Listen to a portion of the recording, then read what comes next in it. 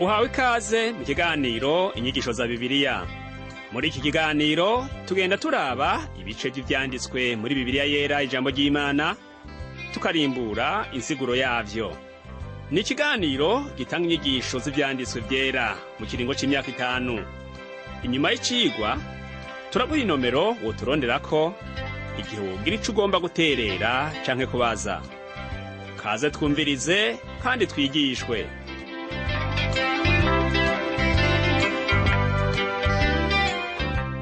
Nshuti nawe mugenzi mukunzi washimye kubana natwe muri kino cigwa c'inyigisho za Bibiliya usanzwe utegurirwa n'ishirahamwe Transworld Radio mu Burundi.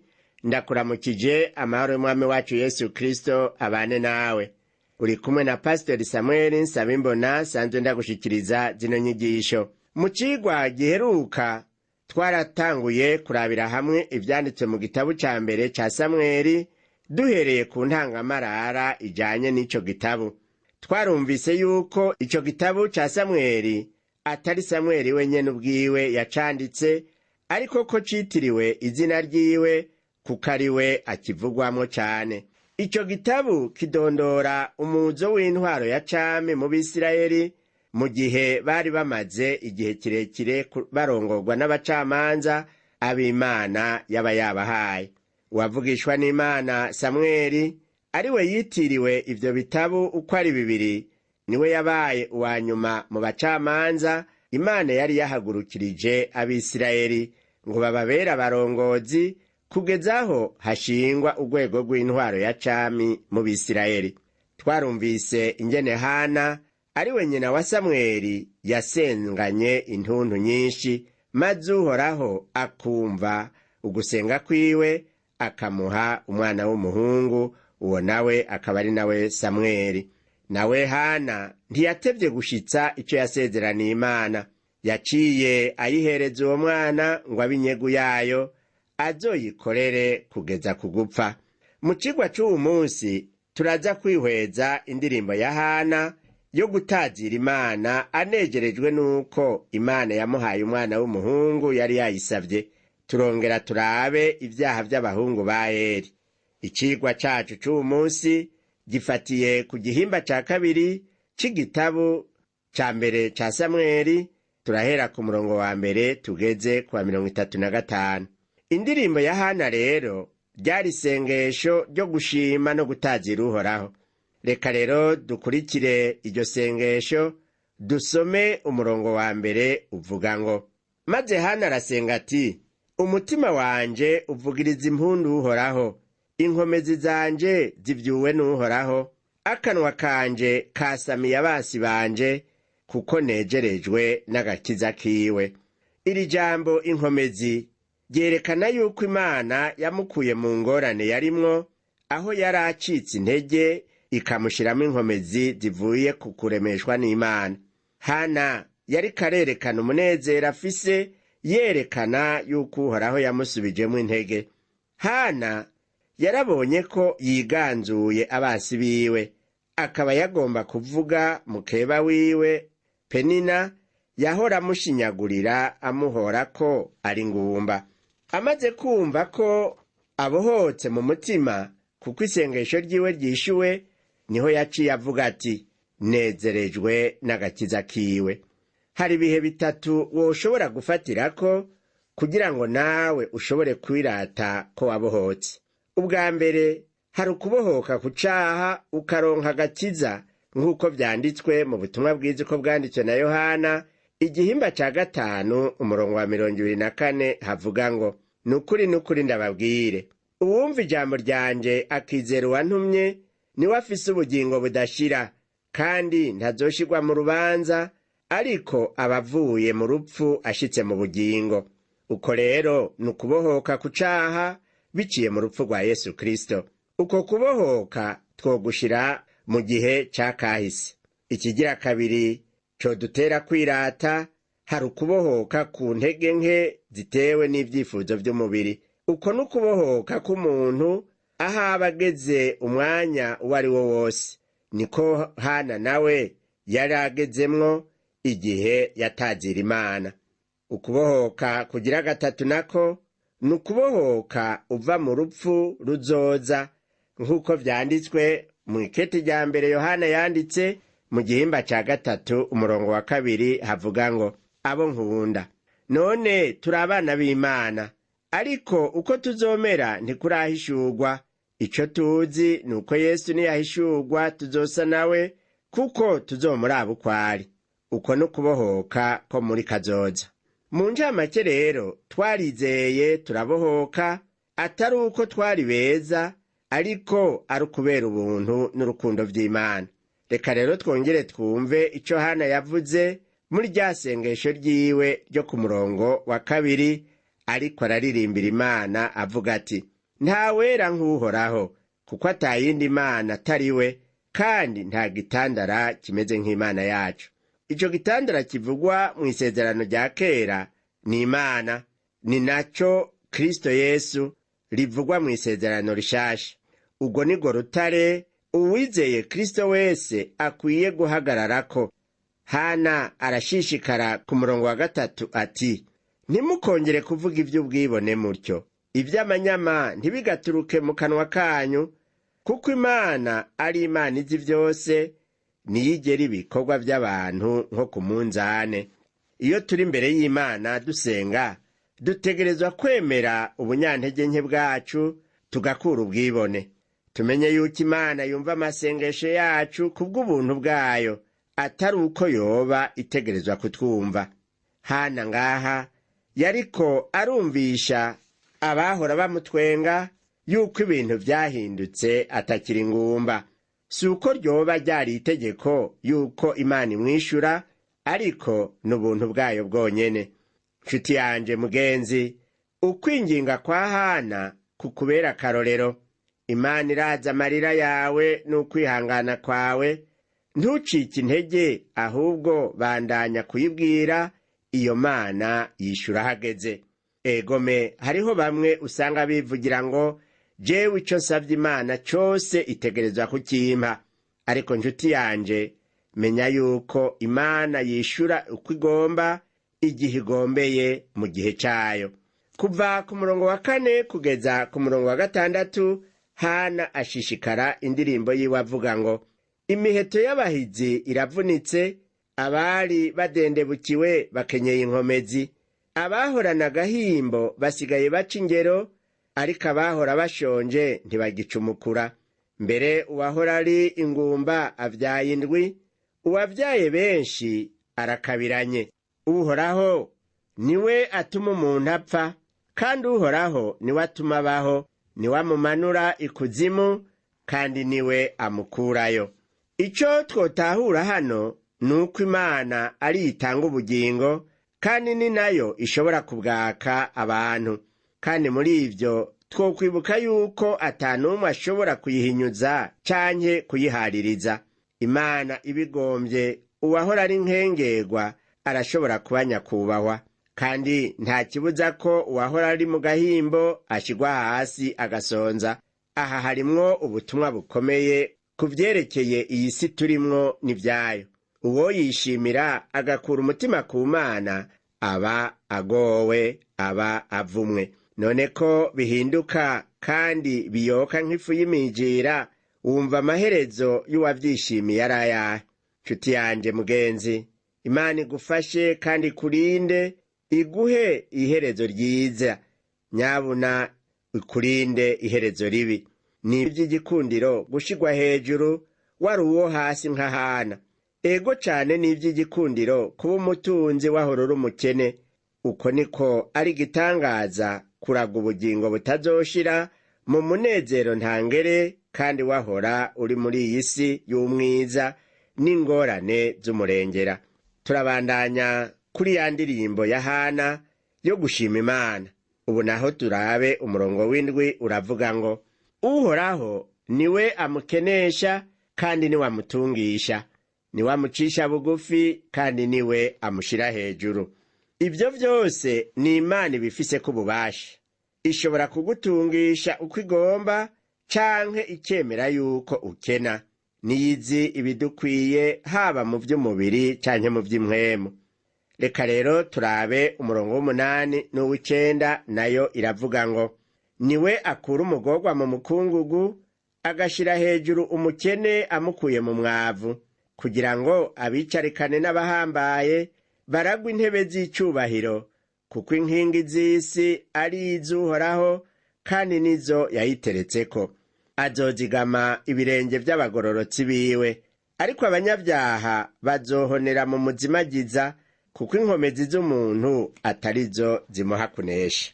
Uwu munsi abakristo bategerezwa kumenya yuko ataco boshobora kurangurira Imana bivuye ku nkomezi zabo canke ububasha bwabo. Igihambaye ni kirya dukora kivuye ku nkomezi n'ububasha bwa Mpwemu Yera. Ico dusabwa ni ukwirinda icaha kugira ngo Mpwemu Yera abe muri twebwe, akora igikorwa ciwe muri twebwe. Dusomye umurongo w'icumi naho Hana ashishikara kuvuga ngo abagwanya Uhoraho bazovunagurika, azoturagara ari mw'ijuru abakankamire. Uhoraho azocira imanza abo ku mpera z'isi, kandi azoha inkomezi umwami wiwe, ashire hejuru inkomezi z'uwo yimikishije amavuta. Uwo yimikishije amavuta avugwa hano ni Mesiya, ari we Yesu Kristo. Uwo murongo uratwereka yuko Imana yari yiteguye kugena umwami ngo arongore ihanga rya Isirayeli. Tubandanije ku murongo wa 11 haravuga ngo maze Elukana asubira iwe i Rama, ariko uwo mwana akorera Uhoraho imbere ya Eli umuherezi. Samweli yaciye abo mu ngoro y'Uhoraho, nk'uko Hana yari yarabisezeraniye Uhoraho, yarabishikije kuko yari yaratahuye yuko vyose ari ivy'Imana. Yaciye atanga uwo mwana ngo agume mu ngoro y'Uhoraho, arereshwe ivy'Imana, azobe umukozi wayo. Mu mirongo ikurikira turabona ibyaha vyakozwe n'abahungu ba Eli umuherezi. Dusomye ku murongo wa 12 turabona yuko abo bahungu ba Eli bari bajejwe ibikorwa mu ngoro y'Imana, ariko ntibamenye ko ari iteka Imana yabateye. Nshuti yanje mukozi w'Imana, mbega weho nta bakozi b'Imana urabona bameze batyo? Umurongo wa 12 rero uravuga ngo kandi bene Eli bari abanyangeso mbi, bapfa uko bagize ivy'Uhoraho. Abo bahungu ba Eli bama mu ngoro y'Uhoraho, ariko ntibatinya icaha. Aho hantu heza nyene niho Satani yari yabategeye kugira ngo abafatireho. Satani vyari kumuhimbara ashoboye gufata na wa mwana Samweli, ariko nyina wiwe Hana ntiyahengeshanije kumusengera. Ingeso mbi za ba bahungu ba Eli nazo tuca dutangura kuzisoma duhereye ku murongo wa 13 tukageza ku murongo wa 16. Turi muri iki gitabu ca mbere ca Samweli, igihimba ca kabiri. Haravuga ngo n'ivy'imigabane abaherezi bagenewe ku bimazi vy'abantu. Iyo umuntu atanze ikimazi, inyama zigitetswe, umukozi w'umuherezi yaraza afise mu ntoke icaruzo c'amenyo 3 yihese, akagita mw'isafuriya, mw'ibirikira, mu nkono canke mu mubehe, maze iz'ico cuma cajabura zose umuherezi yarazitwarira. Uko niko bagirira Abisirayeli bose uko bagiye i Shilo. Mbere batarababura ibinure, umukozi w'umuherezi akora mu gikoni, yaraza akabarira uwutanze ikimazi ati numpa inyama zo gutarira umuherezi, kuko atagomba kumuha izitetse atari mbisi. Uwo muntu yamwishura ati hinge babanze bababure ibinure, uheze ubone gutwara izo ugomba. Nawe akamubarira ati oya, urazimpa ubunyene, utazimpaye ndazitwara vyanse bikunze. Ico cari icaha gikomeye co gukengera ikimazi c'Uhoraho. Si ivyo gusa, urumva ko harimwo n'agahotoro kakoregwa abatanze ibimazi n'ababitetse. Kandi abo bahungu babiri ba Eli bari bafise izo ngeso, nk'uko tubisoma no ku murongo wa 17 havuga ngo uko niko icaha c'abo basore cabaye igikomeye imbere y'Uhoraho, kuko bakengera ikimazi ciwe. Ingeso mbi z'abo bahungu ba Eli zatumye benshi baheba Imana. Ubu munsi abarongoye amashengero bataravye neza bazobuza benshi kwegera Imana. Birateye agahinda kubona ukuntu muri iki gihe icaha gisigaye gisasigwa indava, ugasanga hari n'abarongozi aribo batangura gukora ibizira. Nakaga gushira ku nganje icaha icarico cose mu ishengero. Iyo nyifato niyituma abakristo bahunga ishengero, abandi bagacika intege kugeza aho baheba Imana. Uravye urwaruka rw'iki gihe usanga rwifitiye umwete ukurondera Imana, ariko ntirushobora rero kwihanganira uburyarya buri mu barongozi b'amashengero, mbere n'ibindi vyaha bakora bakababera akarorero kabi. Dushishikare dusome ku murongo wa 18 n'uwa 19, naho haravuga ngo, ariko Samweli akorera Uhoraho, kandi yari akiri umwana, yari yambaye efodi yera derere. Kandi nyina yama amubaririra agahuzu akakamushira uko umwaka uheze, uko yajana n'umugabo wiwe gutanga ikimazi c'umwaka. Eli nawe agahezagira Elukana n'umugore wiwe ati, uragahabwa uruvyaro n'Uhoraho kuri uwo mugore, abasubirize mu nkoko y'uwo yahaye Uhoraho nk'ishikanwa. Bagaheza bagasubira iwabo. Samweli yarabona ingeso z'aba bahungu ba Eli, ariko ntiyazishira ku mutima, kuko wewe yari yarabonye ko yagizwe inyegu idasanzwe y'Imana. Yari afise umuvyeyi mwiza yamwitwaririka, kandi mu buryo bw'umubiri yaramwiyumvirako, eka no mu vyo kumenya Imana yaramwitwararika. Uwo nawe ni nyina wiwe Hana. Ntiyigeze amwibagira, yama amubaririra agahuzu uko umwaka utashe, kandi akama amusengera. Dushishikaye kuva ku murongo wa 20 kugeza ku wa 21, haravuga ngo, Eli nawe agahezagira Elukana n'umugore wiwe ati, uragahabwa uruvyaro n'Uhoraho kuri uwo mugore, abasubirize mu nkoko y'uwo yahaye Uhoraho kwishikanwa. Bagaheza bagasubira iwabo. Maze Uhoraho agendera Hana, asama inda, aja imbere avyara abana b'abahungu 3 n'abakobwa 2. Ariko uwo mwana Samweli akurira imbere y'Uhoraho. Imana yagiriye neza Hana, imuha abandi bana ndwi, ariko yagumye yitwararika wa mwana wiwe Samweli. Kandi ngo uwo mwana Samweli, naho yari ahantu yabona ingeso mbi z'abandi, wewe yakuriye imbere y'Uhoraho, akomeza yirinda kwiyanduza. Tubandanije gusoma ku murongo wa 22, naho haravuga ngo, nuko Eli yarageze mu zabukuru, kandi yama yumva ivy'abahungu biwe bagirira Abisirayeli bose, ko basambana n'abagore bakora ibikorwa vyo ku muryango w'ihema ry'ibonaniro. Nshuti yanje, urumva yuko abo bahungu bakora ivyaha vy'ubugesera. Kandi nawe Eli yaravyumvise kera, akaza arabirenza ku ruho rw'amazi. Ku murongo wa 23 turabona uko Eli yavyifashemwo. Havuga ngo, arababaza ati, ni igiki gituma mukora bene ivyo? Ko nama numva abantu bose bambarira ingeso zanyu mbi. Izo ngeso z'abo bana b'umuherezi urumva yuko kari akamaramaza mu gihugu ca Isirayeli. Ariko Eli ntiyigeze abahambarira ngo abakarire. Umurongo wa 24 dushishikara kumva imvugo ya Eli imbere y'ico caha c'ubugesera c'abahungu biwe. Havuga ngo, eka abana banje, ivyo numva bavuga kuri mwebwe si vyiza, kandi muracumuza abantu b'Uhoraho.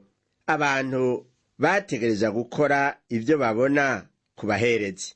Abo bahungu rero bariko barakwegera Abisirayeli mu caha, se nawe akishinga kubengenga atabahana. Reka twumve ico yabwiye abo bahungu nk'uko tubibona ku murongo wa 25 n'uwa 26. Havuga ngo, umuntu niyacumura ku wundi Imana ishobora kubasubiza hamwe, ariko uwocumura k'Uhoraho ninde yomuvugira? Yamara birengagiza ibyo se ababariye, kuko Uhoraho yari yagombye kubica. Ariko uwo mwana Samweli akomeza gukura no gushimwa n'Uhoraho n'abantu. Imana yari yiteguye gukoresha Samweli bikomeye, nk'uko nyina yari yahisemo kumutanga ngo abe inyegu yayo.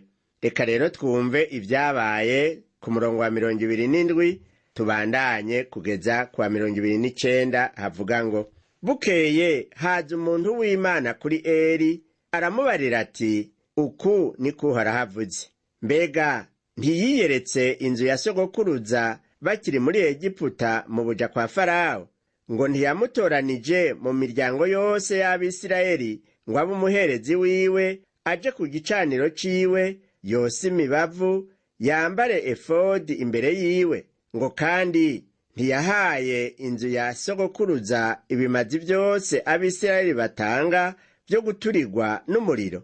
Ngo ni iki gituma munohokera ibimazi vyiwe n'amashikanwa yiwe, ibyo yashinze ko bamuzanira mu ngoro yiwe, ngo ukubaha abahungu bawe ukabamurutisha, mukigaburira vyiza vyiza vyo mu bimazi byose abantu biwe b'Abisirayeli bamushikanira, mukivyibuhira? Imana yatumye uwavugishwa nayo kwa Eli ngo amubwire yuko ihaze ubuherezi bwiwe. Imana yaciye imaramaza ko itagisubira gutegeka icishije ku baherezi. Ico gihe yari kirategura uwizocamwo ari we muherezi kandi umuvugishwa. Aho niho hatanguriye ubutegetsi bw'Imana buciye mu bavugishwa. Reka rero turabe umurongo wa 30 nawo haravuga ngo, nico gitumye Uhoraho Imana y'Abisirayeli avuga ati, nukuri yari yaravuze yuko ab'umuryango wawe n'ab'umuryango wa sogokuruza bazokwama bagenda bari imbere yiwe ibihe byose. Ariko noneho Uhoraho avuze ngo biragahera, ngo kuko abamwubaha ari bazokubaha, ariko abamukengera bazokengerwa. Dukwiye kwama twitwararika guhesha icubahiro Imana mu kubaho kwacu. Ijambo ry'Imana riravuga muri Zaburi 107 umurongo wa 1 n'uwa 2 ngo, nimushimire Uhoraho yuko ari mwiza, kuko imbabazi ziwe zamaho ibihe bidashira. Abacunguwe n'Uhoraho nibavuge batyo, abo yacunguye akabakura mu kuboko k'umwasi. Uko niko abacunguwe n'uwo munsi dukwiye kuvuga. Turasoma ivy'uwo muntu w'Imana yashishikaye kubwira Eli, nk'uko tubibona ku murongo wa 31 kugeza ku wa 34. Haravuga ngo ehe raba, iminsi igiye kuza akureho inkomezi zawe n'izaba inzu ya sogokuruza, ntihagire uwo mu nzu yawe azoba gishika mu zabukuru. Ngo maze mu magorwa yawe uzonohokera ibyiza azobahaye abandi b'Isirayeli, ngo kandi nta n'umwe wo mu nzu yawe azoba gishika mu zabukuru kugeza ibihe byose. Ngo kandi nihagira umuntu wo kuri wewe azosigara atamukuye ku gicaniro ciwe, naho nyene bizoba ari ugusigara arira n'amosozi menshi atunduye mu mutima. Ngo kandi ab'uruvyaro rwo mu muryango wawe bose bazogenda bapfa bakiri bato. Ngo kandi ikizoba ku bahungu bawe bombi, Hofuni na Finehasi, kizokubera ikimenyamenya c'ivyo, bombi bazopfira umunsi umwe. Amajambo yose yavuzwe muri ubu buhanuzi yarashikijwe. Imana ntiyemeye yuko hoba abaherezi b'ibipfu, yagomba abizigirwa, nk'uko tubisoma mu murongo wa 35 havuga ngo, maze ngo azokwihagurukiriza umuherezi w'umwizigirwa, umuntu azokora nk'ivyari mu mutima wiwe no mu vyiyumviro vyiwe, ngo kandi azomwubakira inzu izokwamaho, nawe azogendanira uwo yimikishije amavuta ibihe byose. Umuntu avugwa muri uwo murongo wa 35 ni umwami Yesu Kristo. Uwo niwe Mesiya, umwami twumvise avugwa mu isengesho rya Hana. Uwo niwe muvugishwa yavuzwe na Mose, kandi ni nawe muherezi w'umwizigirwa. Uwo Yesu rero ni umuvugishwa, akaba umuherezi, mbere akaba n'umwami. Niwe wenyene yakoze ivyo bikorwa vyose uko ari bitatu. Intumbero y'Imana ni ugushiraho ubwami burangwa n'ubugororotsi bwitandukanije n'icaha cose. Nshuti yanje mugenzi, kubw'urukundo Imana idukunda, igomba ko tuba bejejwe kugira ngo tuze turagwe ubwami bwayo bw'amahoro kandi bw'ibihe bidashira. Niwitandukanye rero n'icaha, niho woba uri uw'Imana vy'ukuri, ubereye kuba mu bwami bwayo. Reka turangize dusenga. Mana Data wa twese uri mw'ijuru, turagukengurukira kuri Imana yabereye umwizigirwa Abisirayeli, ariko cane cane yagiriye neza Hana, araririmba anezerewe. Kandi wagiriye neza na Samweli, ahagarara nk'ukubaha gose yakwiyeguriye. Ariko aba bahungu ba Eli barahemutse, bahemukira n'Abisirayeli, nabo bavuzwe ko ibiteye ubwoba by'ibihano. Ndasengeye umuntu rero Mana yakurikiye kino cigwa, ngo umuhe umutima wo kwitandukanya n'icaha ico ari cyo cose, kuko icaha gikwega igihano. Ukwizera Yesu Kristo nk'umwami n'umukiza nivyo vyomuhindura umwana wawe. Umushoboze rero kwizera Kristo, amwakire mu bugingo bwiwe, ahinduke umwana wawe, uheze umwuzuze Mpwemu Yera wo kumurongora ngo ashitse ivyo yagusezeraniye vyose. Ndabisavye mu izina ry'umwami n'umukiza wacu Yesu Kristo, amen. Cigwa cacu co kuri uno munsi kigarukiye ngaha, naho ubutaha umwami wacu Yesu Kristo aguhezagire.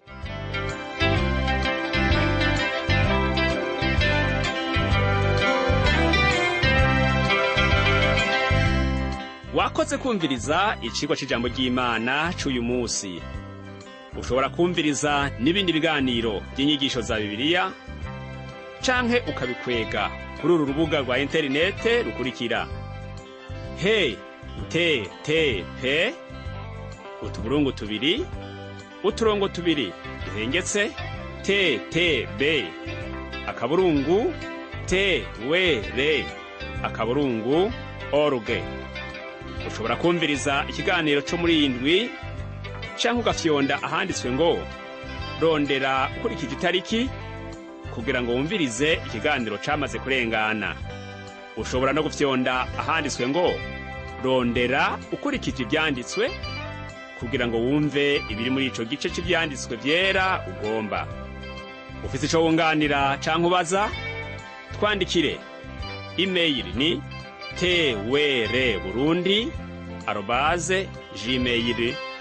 twrburundi@gmail.com. Ushobora kandi kudusanga kuri Facebook yitwa TWR Burundi. Ushobora no kutwakura kuri telefone yo mu biro, inomero ni 22 24 26 57 mu masaha y'akazi, canke kuri telefone ngendanwa, inomero ni 69 67 12 77 79 74 19 93. Udusanga kandi kuri WhatsApp, nimero ni 79 38 71 99. Yesu aguhezagire.